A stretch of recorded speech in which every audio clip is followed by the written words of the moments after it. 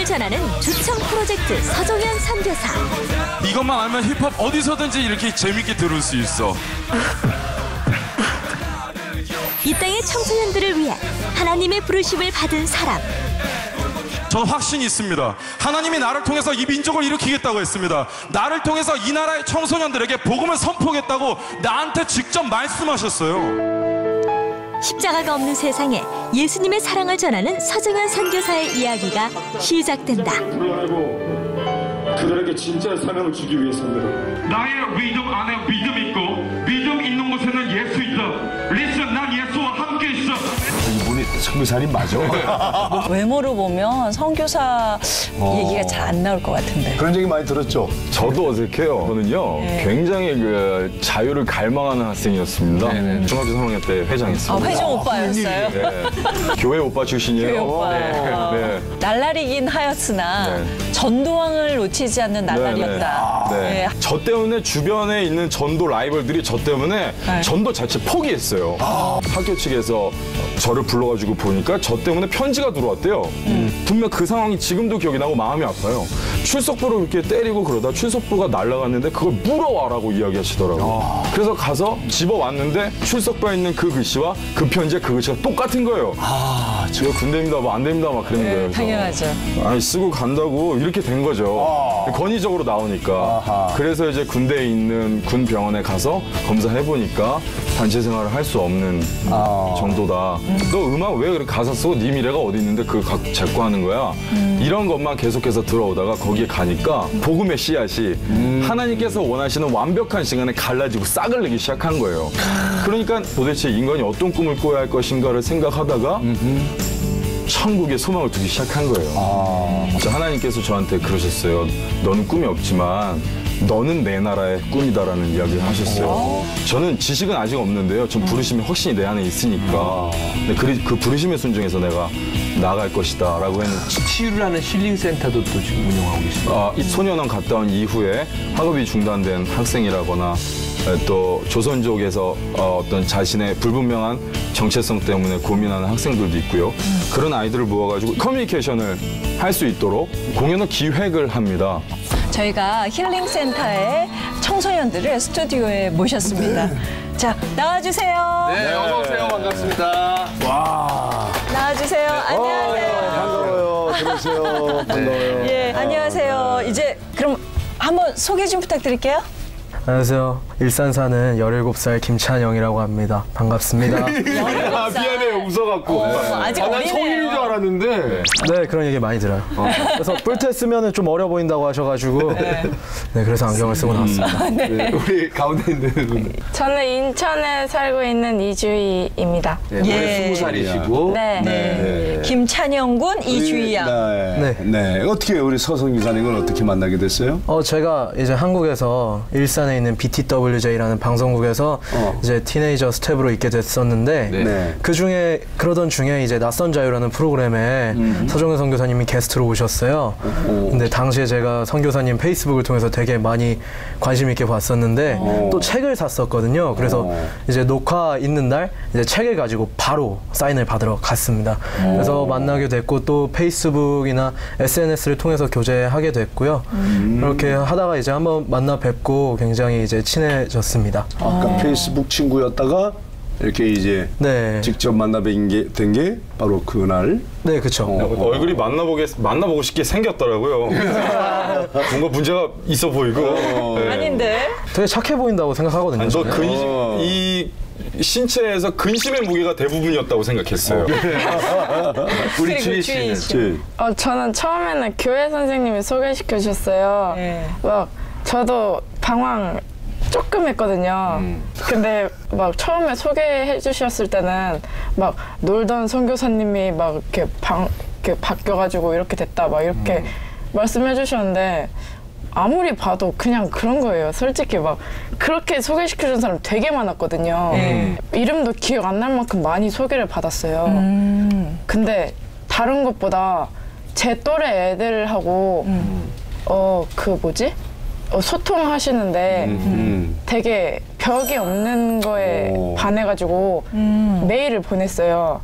네, 선교사님이 밥 살게 만나자 이러셔서 사진전 할 때 만나게 됐어요. 누구 사진전? 선교사님께서 네. 사진전도 하셨어요? 네. 사진과 나오셨어요. 네. 찍은 거? 아, 대학교 사진과 그럴 때마다 그냥 깜짝 놀래요.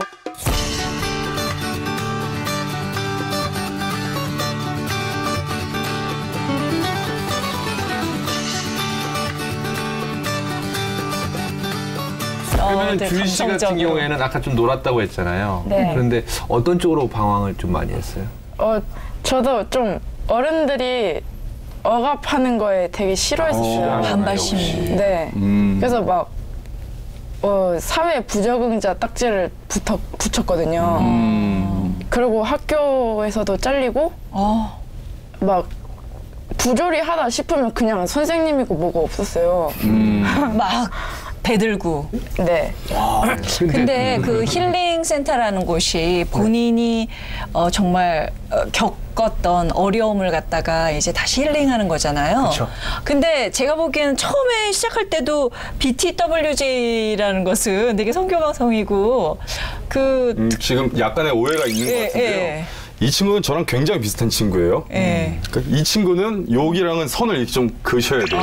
또 다른 사람. 예, 그러니까 방황이 전혀 없었을 것 자기의 같아요. 꿈에 대해서라거나 어떤 정체성에 대해서 흔들리고 있는 아이들을 만나가지고 네가 꿔야 할 꿈에 대해서 나아갈 방향에 대해서 그런 것에 대해서 이야기하는 친구들이 있는가 하면 이 친구처럼 행동적으로 방황. 예, 그렇죠. 그래서 찬영이는 사실 방황 이런 것보다도 외국 생활을 오래 했어요. 그러면서 오는 괴리감이나 이런 것들에 힘들어하는 마음이 있었죠. 찬영. 나는 마음에 드는 게 영찬을 거꾸로 하면 찬영이야. 그러면 어렸을 때 이제 외국에서 살다가 오셔서 어렸을 때는 아니고요. 네. 이제 사실 축구를 하다가 축구를 그만두고 나서 이제 무릎을 다쳐서 축구를 그만뒀는데 그만두고 나서 굉장히 축구와 거리를 두고 살았어요. 보기도 싫고 그랬는데 어느 순간 이제 부모님이 너무 힘들어하고 제가 학교도 안 가겠다고 그러고 그런 식으로 하니까 부모님이 외국에 보내주시겠다고 네가 가고 싶은 나라를 말하라고 하셔서 영국에 갔거든요. 영국에 가서 무작정 그냥 친구 한 명이 있는 집에 거기 가서 지냈는데 아무래도 혼자 지내다 보니까 계속해서 이제 그런 좋지 않은 생활을 하게 되고 다시 한국에 들어왔을 때 한국의 뭐 공부라든지 이런 거에 대해서 그쵸. 굉장히 적응하기가 힘들고 그랬었죠. 그래서 진짜 혼자서 정체성의 방황을 하셨던 거군요. 저는 깜짝 놀란 게 제가 지금 이제 상담학 공부를 하고 있는데 사실은 이게 모든 게 기본인 게 아까 송 교사님이 얘기했던 또 주희 씨가 얘기했던 소통이 안 되는데 이렇게 만나면 소통이 된다는 건데 혹시 두 분은 송 교사님 만나고 꿈이 좀 바뀌었나요? 어때요? 저는 일단 가장 큰 변화는요. 항상 제가 꿈꾸던 꿈을 이제 두 번째로 두고 부모님께서 제게 원하시던 꿈을 항상 1번에 쓰고 그랬는데 어느 순간 선교사님 설교에서 정말 제 마음을 이제 뜨겁게 했던 말이 있었는데 이제 그게 항상 부모님이 왜 정해주신 꿈을 항상 왜 너의 꿈에 1번으로 놓고 왜 네가 정말 꾸어야 될 꿈을 왜 2번으로 두냐 그 말씀을 정말 감명 깊게 듣고 이제 그 이후로 어머님께도 말씀을 드렸죠. 어머니 제가 이런 꿈을 가지고 있고 어떤 꿈? 지금은 두 가지 꿈을 가지고 있어요. 스포츠 매니지먼트나 이제 또 음악 쪽으로도 꿈을 가지고 있는데 이제 음악 쪽 같은 경우에는 선교사님이 정말 많은 도움을 주시거든요. 아무래도 뭐 디렉팅이라든지 뭐 그런 부분에서 정말 많은 도움을 주셔서 네 그런 부분에 있어서 꿈이 굉장히 많이 변한 것 같습니다. 주희 씨는 우리 송 교사님 만나고 어떤 꿈이 어떻게 바뀌었어요? 꿈이 바뀐 건 거의 없는 것 같은데요. 그때도 복음을 전하고 싶었고 지금도 그런데 진짜 가장 큰 건요. 꿈을 이루는 방법도 잘 몰랐고요. 꿈을 꾸는 방법도 잘 몰랐어요. 그리고 어떻게 해야 한다고 아니면 또 어떻게 살아야 한다고 가르쳐주는 사람이 한 명도 없었거든요. 근데 좋은 선배, 이제 멘토가 생겼고요.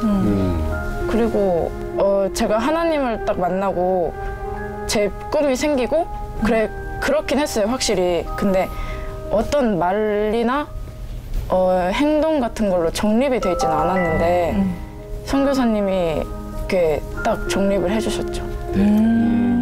저 저는 두 분 얘기 듣고 이렇게 눈물이 왈칵 쏟아질 뻔했던 얘기가 뭐냐면은 사실은 이 두 명이 예수님을 알고 사랑하는 사람인데 다들 이 사람들의 얘기를 안 들어줬거든요. 근데 우리 서성교님만 그거를 귀를 듣고 얘네들 예수님 그러니까 사랑하는데 해석을 해독을 해주신 거예요, 그죠? 그러면 우리 성교사님께 자기 얘기를 하면 다 정말 뻥 뚫리는 기분이 드세요? 얘기 잘해라. 100%는 아닌가 보네.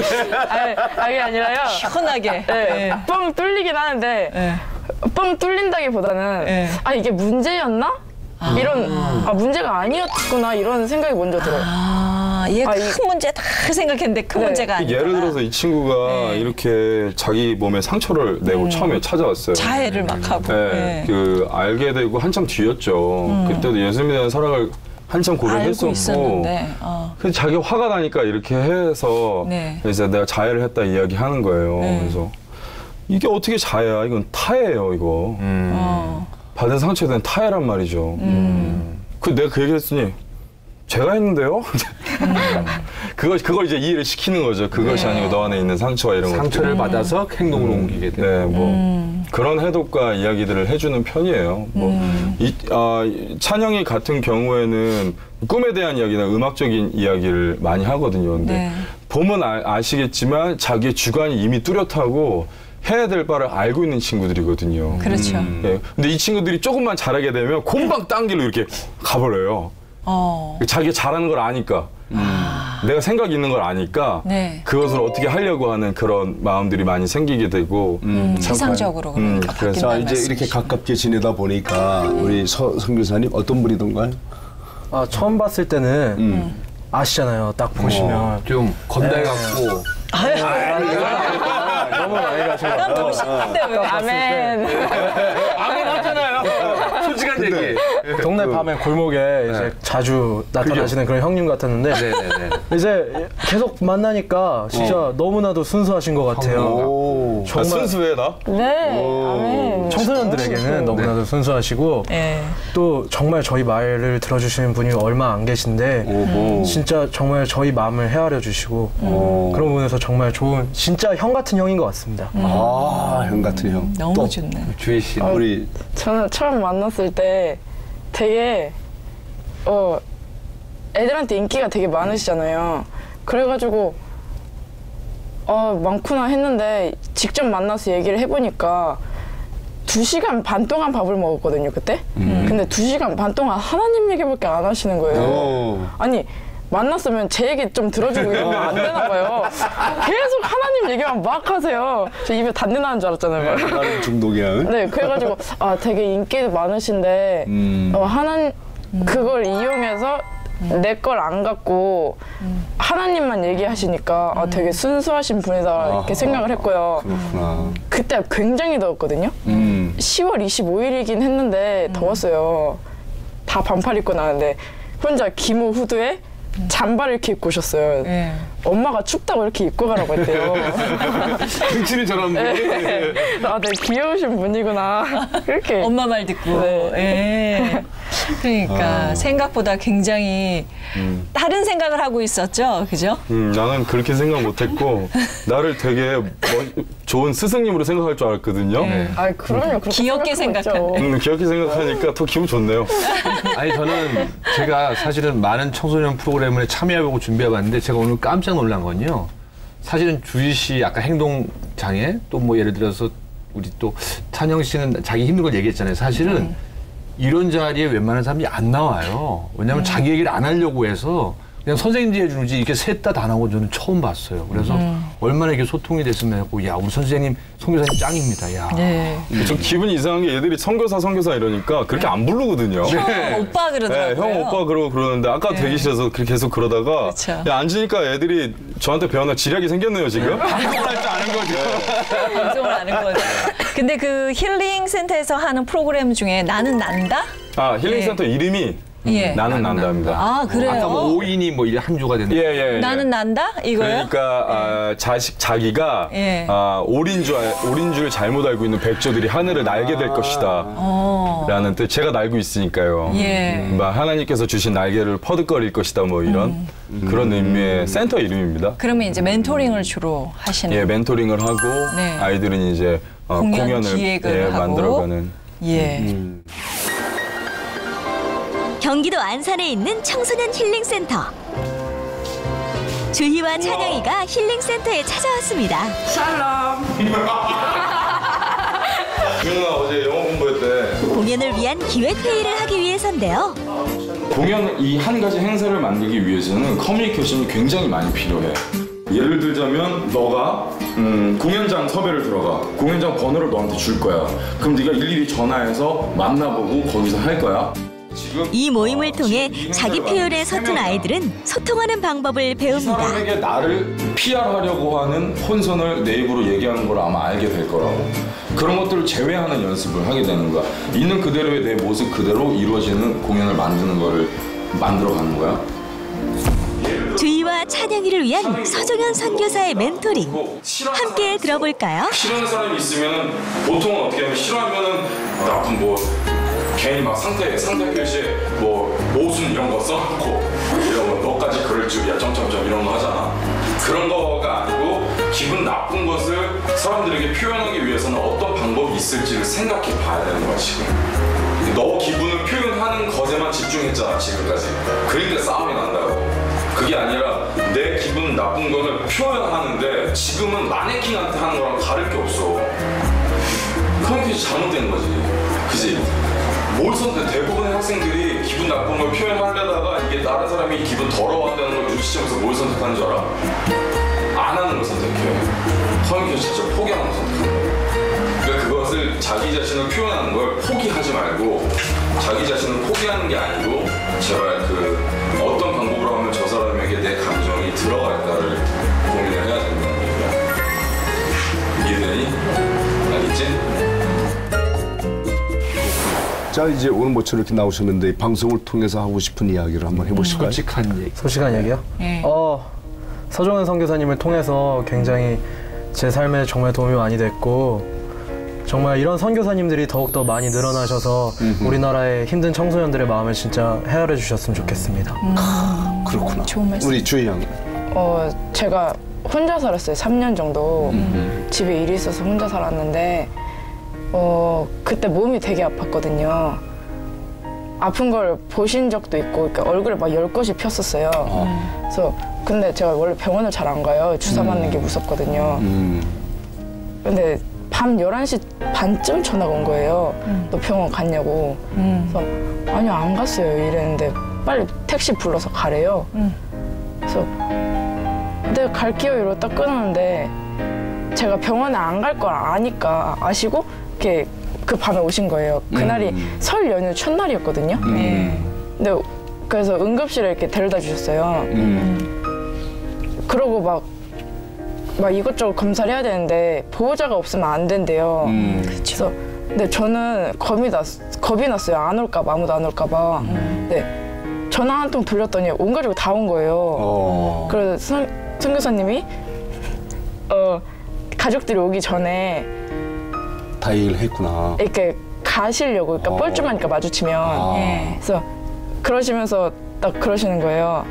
넌 아직도 네가 혼자 갔냐? 이러시는 거예요. 그래서 그 새벽에 응급실에서 손을 빡 하시고 돌아서 가시는데 어우 감동. 최고의 칭찬이네. 혼자가 아니다라는 걸 그때 느끼셨어요. 그래서 그때 막 괜히 혼자 막 이렇게 너무 파트 치고. 아 진짜. 그래서 그걸 계기로 좀 더 가까워졌던 것 같아요. 벽도 좀 허물고. 선교사님한테 아마 최고의 보람을 느끼는 거면 아마 오늘 이 두 분이 이 스튜디오에 나와주신 것도 참 보람인데 어떤 걸 가장 크게 느끼세요? 뭐 다들 비슷해요. 정체성이 흔들리고 있거나 꿈에 대해서 확고함이 없거나 그러면 모든 건 대부분 다 분노로 표출되거든요. 그런 부정기제들이 사랑으로 표출되진 않거든요. 그러면 그렇게 표현을 하다가 저를 만나게 된 청소년들은 대부분 그 분노가 가득하거든요. 그런데 그 분노만 가득하던 그 몸에서 그 영혼에서 분노가 싹 빠지고 언젠가부턴가 하나님에 대한 사랑이든 어머니에 대한 사랑이든 자신을 버린 아버지에 대한 사랑이든 사랑에 대해서 이야기하는 그 입술을 마주치면 너무 기분이 좋죠. 네. 그래요. 계속 또 나가서 그 사랑을 얘기해 주세요. 예. 오늘 이렇게 출연해 주셔서 대단히 고맙습니다. 예. 감사합니다. 감사합니다. 네, 감사드려요.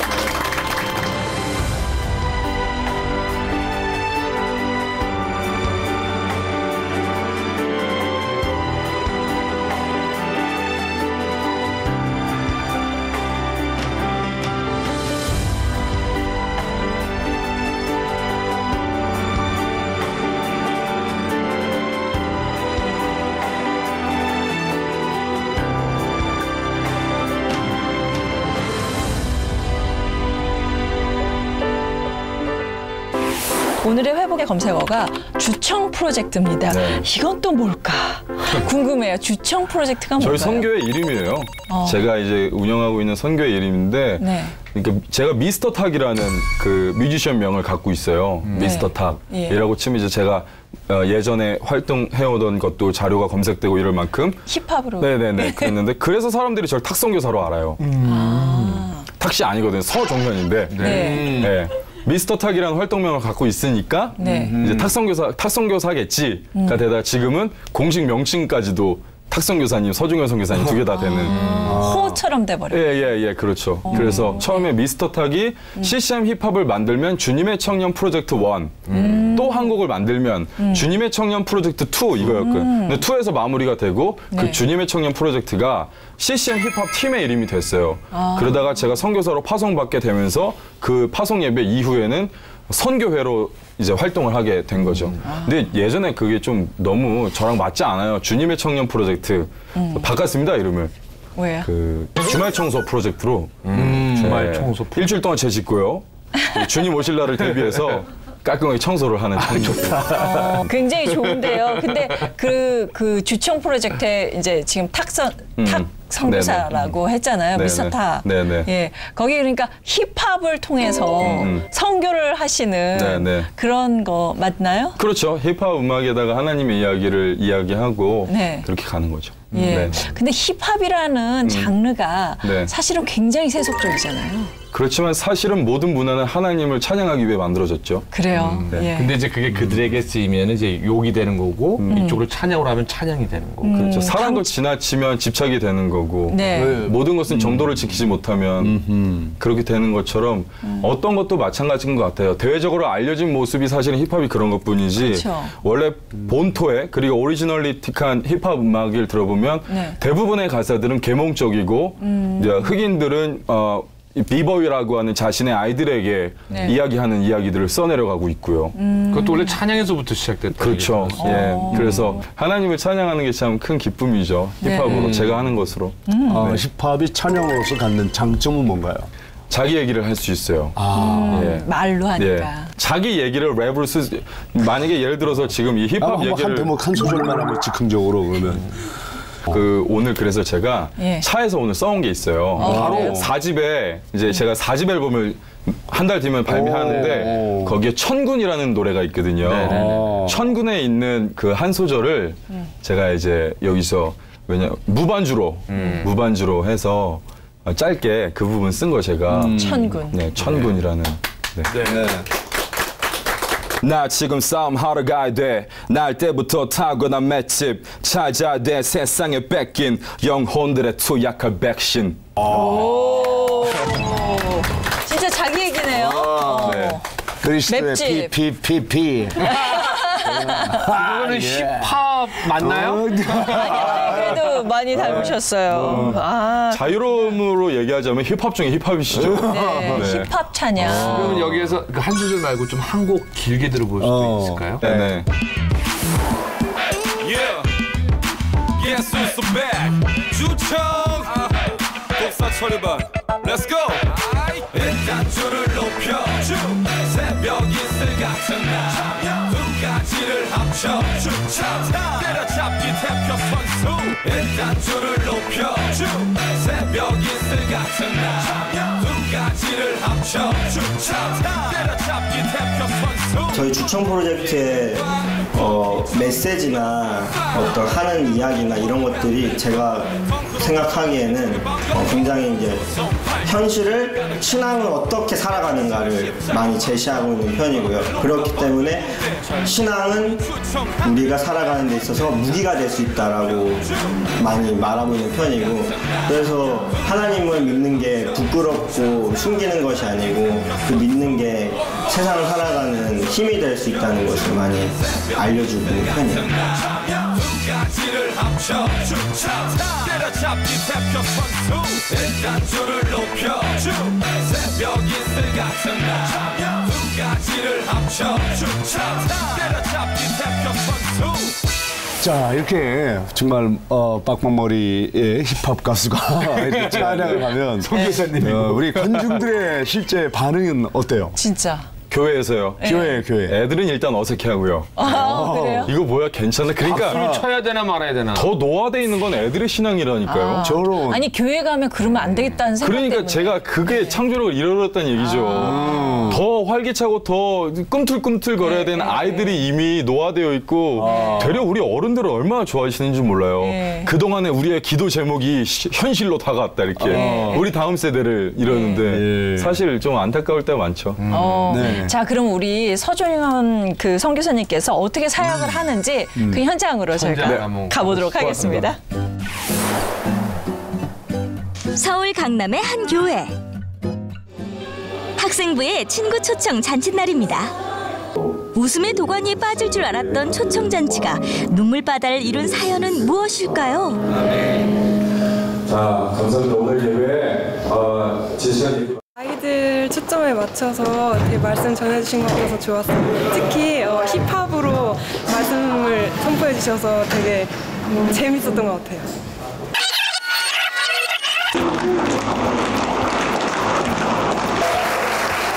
잔치에 초대된 또 한 사람. 짧은 머리에 건장한 체구, 옷 속에 숨긴 문신과 얼굴에 칼자국. 서정현 선교사는 지금까지 본 선교사님과는 확실히 다릅니다. 반갑습니다. 저는 선교사가 맞아요. 어머니 아버지 제가 생각할 때 그렇습니다. 저 같은 사람이 이렇게 선교사로 파송받는 이 시대야말로 마지막 때다 이렇게 생각하고 있어요. 사람이 움직이면 박수를 쳐. 영접하는 자, 짧은 자기소개 후에 이어진 말씀. 힙합으로 말씀을 전하는 모습이 낯설기도 하지만 새롭고 신이 납니다. 말씀 후에 이어진 찬양 역시 힙합. 선교사님은 청소년들에게 어떤 메시지를 전하고 싶었을까요? 달빛 마침 잘 몰라도 주께서 주신 리듬 속에서 니나노 난 뒤죽 박죽인 것 같아도 난 예술을 입체로 그리는 청각 피카소 비투비를 달리는 실제 예수님이 그렇게 근엄하거나 이런 거 말고 정말 내 친구 되시는 예수님이라고 말하는 그럴 수 있는 이야기를 좀 준비했습니다. 함께 소리 높여 찬양하려면 힙합을 즐기는 방법은 알아야겠죠? 처음에는 낯설고 어색했던 힙합 찬양. 주청 프로젝트의 열띤 찬양에 아이들의 마음도 서서히 열립니다. 처음에 어색했던 표정은 찾아볼 수 없고 모두들 함께 웃고 찬양하며 한마음으로 주를 경배합니다. 일부에선 세상 음악이라며 비판하는 힙합 찬양. 주청 프로젝트는 어떤 생각을 갖고 있을까요? 세상의 모든 문화는 하나님을 이제 찬양하기 위해 창조된 문화이기 때문에 하나님 이야기를 힙합으로 갖고 온 게 아니라 힙합을 원래 다 있어야 될 자리로 저희는 다시 갖고 왔다라고 생각을 하고 있습니다. 힙합으로 솔직 담백하게 하나님을 찬양하는 주청 프로젝트. 힙합 찬양으로 분위기가 절정에 이르자 청소년들의 마음도 서서히 열리고 선교사님이 말씀을 선포합니다. 이 커피는 확 식었어. 아예 차가워. 하지만 그때 나 알게 됐어. 이 커피는 식었을지 몰라. 하지만 12년 동안 한순간도 빼놓지 않고 나를 기다린 예수의 사랑은 한 번도 식은 적이 없어. 그럼 나 거기서 기다렸어. Behold, 지켜봐. 내가 너랑 함께 할 거니까. 자, 눈 감아보세요. 제가 잠깐 기도하겠습니다. 하나님, 어른들이 꿈이 뭐냐고 물어봐요. 꿈 걸 시간을 안 줘놓고 자꾸 꿈이 뭐냐고 물어본다고요. 주님, 교회 다니는 애들이요 이렇게 기도해요. 주님, 수능 잘 봐서 주님에게 더 봉사할게요. 주님, 돈 많이 벌어서 주님에게 헌신할게요. 주님, 이미 아시죠? 공부와 수능과 돈이 이 아이들의 우상이 되어 있습니다. 함께 하시는 주님의 이름을 기억하고 이 아이들이 당신의 이름을 예배하기를 원합니다. 이 기도는 예수 그리스도 이름으로 기도합니다. 짧은 시간이었지만 하나님의 사랑을 느낀 아이들. 선교사님의 말씀은 학생부 선생님들에게도 감동과 깨달음을 주었습니다. 제가 너무 기대하고 제가 몇 번 페이스북에서도 뵀었거든요. 그래서 너무 기대했는데 기대한 것보다 훨씬 더 많은 걸 주시고 그리고 많이 이렇게 다니시면서 정말 어린 아이들과 청소년들에게 많은 걸 나눠주시면 좋겠다고 생각합니다. 화이팅! 감동이었고 우리 소년부 아이들도 울었다고 그러더라고요. 그래서 그게 아이들에게 감동이 있었다는 거는 굉장히 중요해요. 그게 어떤 선교사님이 와서 이렇게처럼 감동을 준 적은 별로 없었어요, 솔직히. 근데 이분은 이렇게 아이들에게 정말 다가갈 수 있는 말씀을 하셔서 감동이 됐던 것 같고요. 우리 청소년들의 입장에서 그들의 아픔을 이해해주는 사람. 서정현 선교사는 아파하고 힘들어하는 청소년들에게 예수님의 뜨거운 사랑을 전하고 있습니다.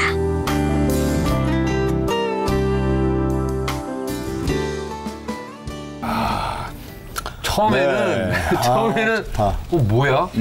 뭐야? 이런 표정이었다. 나중에 울기도 하고. 근데 내가 눈물이 하나님을 위해 이렇게 준비를 했지만 정작 고정관념 갖고 있는 사람들의 반대 때문에 애를 먹는 경우가 많이 있을 것 같아요. 있겠죠. 장로님도 계시고. 네네. 그때마다 어떤 심경이 됐어요? 내가 제대로 하고 있다는 증거겠죠. 네. 그래서 기분 나쁘진 않네요. 근데 그렇게 하시는 것들이. 왜냐면 그들 나름대로의 의의를 저한테 이야기하시는 거잖아요. 그러면 나 같은 놈 하나가 등장했는데 노심초사하고 걱정이 되시겠죠. 그 모습에 대해서 뭐라고 하고 싶진 않아요. 제가 예수님을 알고 나서 가장 커다란 변화는 반대로 그 기득권 세력이나 어머니, 아버지 세대들에 대한 확고한 신뢰가 생겼다는 점이에요. 그전에는 그런 권위에 대해서 막 치고 그랬는데 지금은 이 나라를 45년 만에 이렇게 만들었단 말이야. 영국도 200년 그리고 미국도 120년인데 우리는 45년. 와, 당연히 아버지랑 말이 안 통할 수밖에 없었겠구나. 내 아버지의 그 흰머리와 내 아버지의 그 힘들어하는 그 어깨와 우리 어머니의 주름살이 나를 향해 있다는 걸 알게 됐죠. 하나님의 사랑을 통해서. 그 이후로는 어른들이 어떤 이야기를 할 때 강압적이거나 서운하거나 이런 게 많이 없어요. 되레 애들한테 서운하죠. 네. 참 안심이 되네. 예, 저런 청년들이 정말 계속적으로 많이 생긴다면 우리 사회가 요즘에요. 그 나이 드신 분들과 젊은이들 간의 소통이 안 돼서 커다란 문제라 그러잖아요. 그런 점을 정말 제대로 소통할 수 있는 역할을 해주시는 것 같아요. 정말 그러고 싶어요. 네. 특히 저는 우리 작가분이 미리 쭉 얘기하는 인터뷰 내용을 보고 좋았던 게 아직까지도 찾는 일을 위해서 유흥가나 음지 쪽을 또 많이 돌아다니신다. 네네. 아주 많이 다니고요. 네네. 대부분의 시간은 거기 있다고 해도 과언이 아닐 만큼. 근데 오해를 받을 수도 있잖아요. 그렇죠. 오해를 받죠. 페이스북에 누가 쪽지도 보내고 그래요. 거기서 봤는데. 어디 딴 데 가 있더라. 봤는데. 놀고 있더라. 근데 거기에 그렇게 반박하고 싶은 생각은 별로 없고요.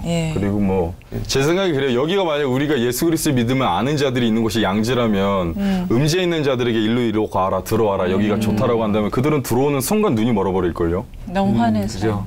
우리가 해야 될 일은 예수 그리스도 나라의 확장이라는 것은 우리가 빛의 정확한 역할은 어둠에 갔을 때 밝힌다는 것이죠. 내가 음지에 가면 하나님의 나라가 영역이 넓어지는 거겠지만 그들이 들어오는 거는 사실 매력 없는 것 같고요. 그리고 제 마음속에 이런 게 있어요. 십자가가 있는 곳에서 폼 잡는 것도 멋있지만 폼이라고 말하면 좀 어폐가 있지만 십자가가 있는 곳에서 하나님의 이야기를 이야기하는 것도 멋있지만 십자가가 없는 곳에서 십자가가 되는 게 제가 할 일이죠. 어둠에서 거기서 제가 십자가 되는 게 제가 할 일이니까 거길 가고 싶은 것이고 거기에 누구는 저한테 대단하십니다. 세상 속에 나가서 이렇게 아니요. 사실 거기가 좀 편해요. 그런 건 아시겠지. 탤런트 영역이니까. 근데 특이한 일들을 많이 하세요. 보면 뭐 직접 목수일도 해가지고 녹음실도 만들었고 손으로 직접. 본인이 다요? 또 자는 것도 뭐 예수님 따라하겠다고 침낭에서 주무시고. 사역 가면 그럴 때가 있어요. 왜 방 놔두고 침낭에서? 아니 방에서 침낭에서 자는 거죠. 왜요? 그러니까 뭐 매번 그런다는 게 아니라 가끔 그럴 때가 있어요. 그러니까 저는 예수님 코스프레하는 걸 따라하는 걸 좋아해요. 제가 굉장히 따라쟁이거든요. 굉장히 예수님 따라하고. 그래서 목수였던 예수님을 따라서 네, 그렇죠. 목공을 하시고. 그래도 야외에서 주무셨던 예수님을 해서? 그러니까 예수님 그 빨간 백인으로 그려진 예수님께서 빨간색 그거를 예쁘게 입고 계시잖아요. 빨간색 이렇게 싹 이렇게. 전 그게 너무 이상한 거예요. 왜 예수님 이거 왜 했을까? 이거 그때 풍습인가?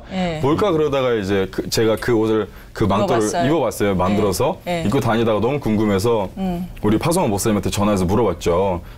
이불이래요, 이불. 나한테 그러니까 유목민이니까 그냥 그런 장에서 전화를 오시다가 깔고 자는 거래요. 그 정도까지구나. 그래서 이제 침낭 들고 다니면서 마음 좀 완악해지면 그거 속에서 나는 지금 유랑 중이다. 나는 천국 백성이고 난 땅에서 유랑 중이야. 뭐 이런 기분인 거고. 그 목수일을 한다는 것은 하나님이 이 목수일, 우리 다 목수인 거 다 알잖아요. 근데 그때 그분이 어떤 마음을 가진 인간이셨는지는 우리가 잘 고민해보지 않고 꼭 그 이후에 공생의 3년에 대해서 우리가 많이 이야기를 하는데 그 30년 동안 목수일을 하시면서 어떤 기분을 느끼셨을까 저는 이게 궁금했어요. 그런데 가구 하나를 만들려면요. 이걸 쓸 사람의 체형과 이 사람의 나이와 성별과 이 사람의 행동 반경과 모든 걸 알아야 되더라고요. 하나의 의자를 만들기 위해서. 그러니까 하나님께서 우리를 모두 사랑하시지만 그중 특별히 사랑하신다는 말씀이 이해가 되는 거야. 이 의자 하나를 만들기 위해서도 어찌나 특별한 시선을 갖고 있어야 하는가에 대해서 이걸 사용할 사람을 얼마나 이해하고 있어야 되는지에 대해서 그리고 목수일 되게 외롭더라고요. 왜요? 그죠? 엄청 외로워요. 혼자 다 해야 돼요. 네, 뭐 막 잡고 있고 이거 나무 하나 안 맞아봐. 막 한 달치 만든 거 다 없는 거고. 다시 하고. 각이 다 맞아야지. 그러니까 하느님 예수님을 닮아가려고 막 무지하게 노력하시는군요. 네, 저는 신발 그거 유대 사람들 신는 신발도 만들어서 신어보고. 그 쿠션이 없어서 힘들 텐데. 그게 처음에는 괜찮거든요. 다 발이 까지지 않아요? 굉장히 그게 그러니까 예수님께서 너 나 발 씻을 물도 안 줬다 이렇게 얘기하시는 부분이 얼마나 처절한 그의 이야기신지 돌 끼고 얼마나 아팠겠어요 거기 사망에서. 나중에 십자가에 매달린다고 그러지 않으실까요? 하나만 물어볼게요. 혹시 옛날에 고등학교 때 안산에서 놀던 친구들이나 또 예전에 그 문신했을 때 같이 했던 친구들이나 지금 만나세요 혹시? 제일 많이 만나죠. 뭐라고 얘기를 해요? 그 친구들이 진짜 뭐라 해요? 너는 좋겠지만 왜 교회 가자고 얘기 안 하냐고. 그래서 내가 근데 내가 알거든 그놈들 내가 교회 가자고 얘기하면 다시 이렇게 절레절레 하는 친구들이고 제가 굳이 그렇게 이야기하지 않더라도 그들의 영이 내 영을 보고서 예배의 진정한 정체성을 알아차린다면 그들의 마음에 성령님께서 운행하시겠죠. 그런데 내가 아무리 이렇게 하는 걸 보고도 아이들에게 변화가 생기지 않는다면 내 예배가 잘못된 거겠죠. 거기에 대해서 논리적으로 예수 그리스도의 사랑을 언제부터 사랑이 논리적이에요? 입으로 전도하는 게 아니라 난 생활로 삶으로 전하고 싶다 그 얘기죠? 네, 그렇죠. 근데 이런 말씀 하셨어요. 하루빨리 내 사역을 멈추는 게 소원이다. 예, 빨리. 그게 무슨 뜻이에요? 제가 해야 될 일은 복음의 품절이거든요. 마트에 가면요. 그 막 박수를 치면서 사람들이 오늘까지만 세일이라고 하고 미친 듯이 목에 핏대를 사가면서 팔아요. 그런데 정작 우리 믿는 사람들은 정말 오늘이 마지막일지도 모른다는 걸 알고 있으면서도 오늘 세일하지 않아요. 오늘이 마지막일지 알면서도 오늘 끝날 수 있다는 걸 알면서도 복음을 더 이상 세일하지 않고 목에 핏대를 세우지 않고 있다는 얘기죠. 내 거 하려고 하죠. 그래서 나는 그 아까 말씀하신 제가 할 일이 없어졌으면 좋겠다는 건 이 모든 민족이 이제 예수님의 이름을 알아가지고 제가 할 일이 더 이상 없어져서 내가 무직이 됐으면 좋겠다는 거예요. 그리고 더 이상 음지가 없고. 그렇죠. 너무 아름다운 말씀이네요. 혹시 남을 위해서 또 다른 사람들 위해서 소통의 도구가 되려고 하시잖아요. 혹시 본인의 기도 제목은 있으세요? 올해 2013년에?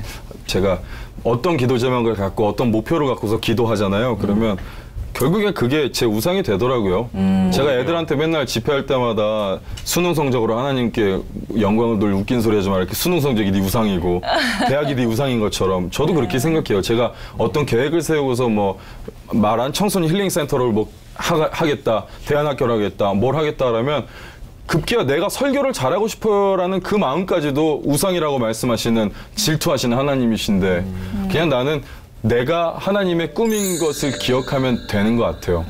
내가 하나님의 꿈인 것을 그게 기억하는 것. 이게 아까 우리가 가장 처음 얘기한 하나님께서 사랑하신다고 한 내 모습 그대로 주신 길을 가는 게 제 기도 제목이에요. 너무 멋지시네. 너는 하나님의 꿈이야. 네. 이야, 좋아요. 그래서 그 꿈을 이뤄가시길 바라고요. 2013년 우리 서성교사님의 회복을 기대하면서 우리 회복의 흔적을 남기러 가보겠습니다. 네, 회복의 흔적을 남기는 시간입니다. 자, 손바닥을 펼치시고요. 체력이 워낙 크셔갖고 자, 손을 손을 두툼해서 자, 손을 살짝 들어주셨다가요. 네, 손가락을 살짝 들어주세요. 예, 이 핸드 프린팅을요 하신 다음에 예쁘게 저희가 금 코팅을 합니다. 그래서요 연말에 이 경매를 통해서 어려운 이웃들을 위해서 비싼 값으로 팔릴 수 있도록 기도 좀 많이 해주시고요. 어려운 이웃들에게는 아마 사랑의 정말 좋은 흔적이 될 겁니다. 네, 이 지금까지 살아온 흔적보다는 앞으로 살아갈 흔적이 더 길 뿐이니까 그렇죠. 그 흔적이 오직 그리스도와 함께하기를 바랍니다. 네, 자 이제 손바닥부터 살짝 들어주시죠. 네. 네, 좋습니다. 이야. 여러분들의 회복을 위하여 내민 서정현의 손입니다.